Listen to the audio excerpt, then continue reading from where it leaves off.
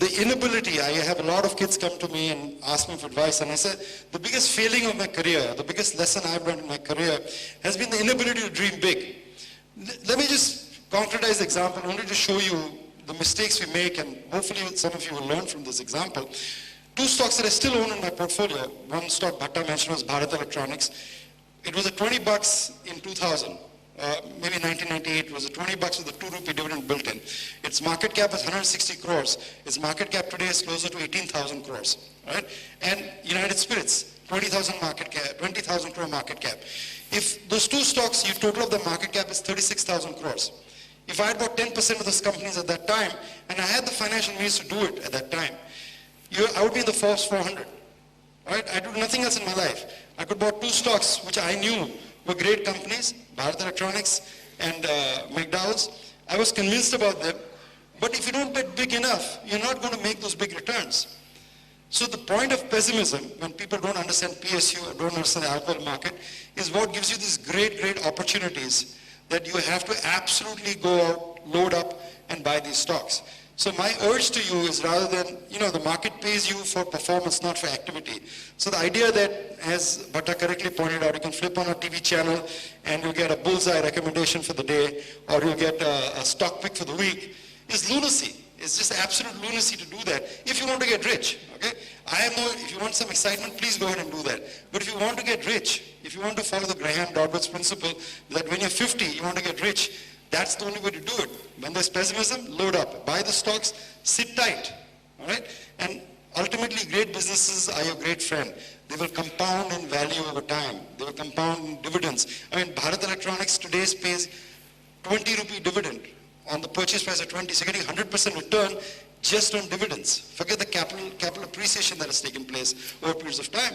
And there's reason to believe that the best is not yet over for these companies. You can see alcohol sales in India growing still for the next 10 years, 20 years down the road, right? So these companies can become actually 40, $50 billion companies over periods of time. So the first principle, obviously value, not the first principle, one of the important principles of value investing is that you need to, when there's pessimism and you have an idea that you're convinced about, back up the truck, just load up in the stock.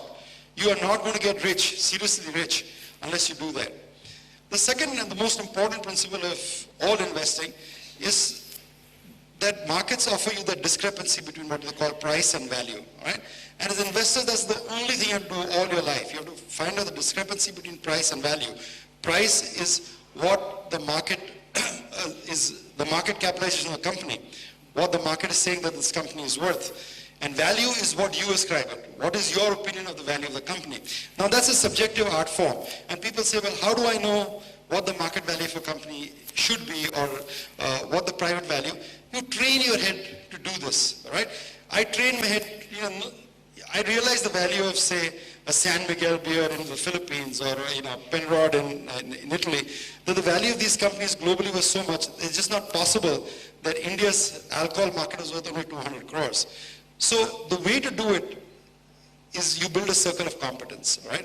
There are 5,000 stocks that trade every day on the Bombay Stock Exchange and the National Stock Exchange, and clearly nobody can be an expert on all the 5,000 stocks that trade.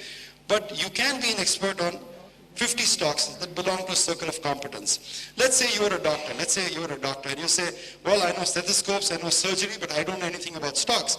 And here's my answer to you, that yes, you're a doctor, and maybe you'll figure out that India is going to be the diabetes capital of the world 5 years from now, that 1 in 10 Indians will suffer from diabetes, okay? So rather than investing in steel or technology which you don't know much about, maybe you can invest in pharmaceutical companies, maybe you can invest in gymnasiums, maybe you can invest in companies that offer diabetes care, hospital chains, because you would have insight into these companies that ordinary investors won't have. You know, for example, which companies make glucose medicine, or which company make insulin injections, or which company runs a health chain, or which company runs a hospital chain, because you know that the sheer numbers of people will come into the growth.